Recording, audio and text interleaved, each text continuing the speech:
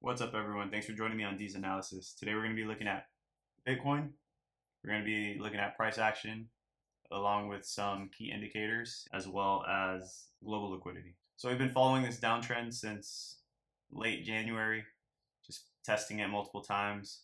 Got pretty close here on a test, pushed back down, broke down to the $78,000 level. It was short-lived. We rallied back up, pushed back below, could be testing again, or we could just continue to chop until Friday. Friday's the unemployment rate. So if that comes back good, then maybe Bitcoin can continue to rally. If it comes back bad, maybe we break down, retest, and keep going. So I see two things.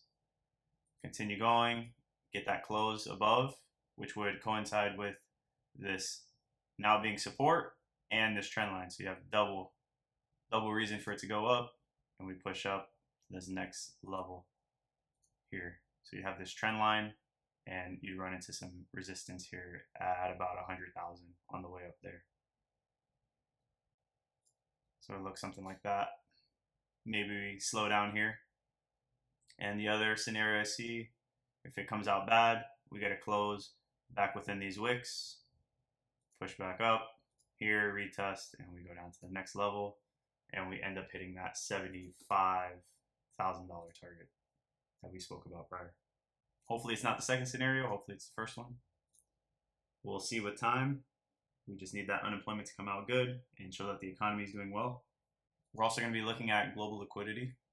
So there is a 70 to 90 day lag between global liquidity and Bitcoin's price.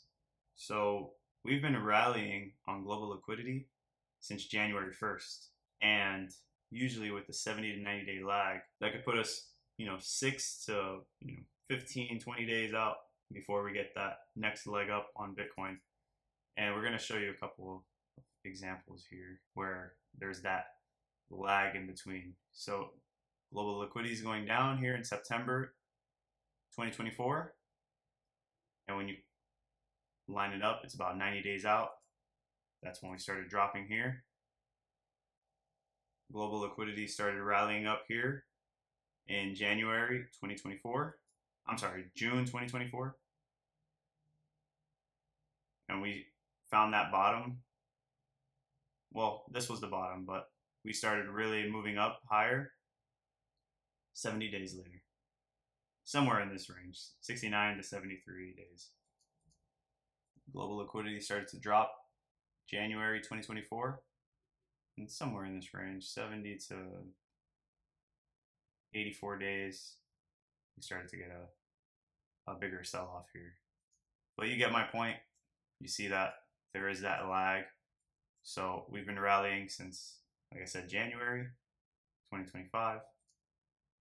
So if we put it out, 70 to 90 days, we can get something either April, or maybe we start on Friday with the unemployment data. That would put us at 65 days. So let's see how that plays out. We have the 50-week right underneath price, underneath these wicks. On the daily, we have the 200 underneath us, and we have the 20 and the 50 above price currently. So if we can break above these levels, that's really going to get price to shoot up along with the bullish sentiment. But you have a lot of resistance up here. So you have a ceiling here. You have an old trend line that has to be broken.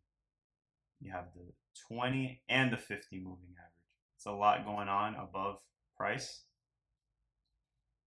But once we break above it, the next level after 100 should be somewhere around the $107,000 level. And then from there, we're just going to probably get a big move up. I still remain very bullish on Bitcoin over the course of 2025. I think it's going to be a good year as long as the economy holds up. That's all I have for you guys in this one. Like and subscribe, and I'll see you in the next one.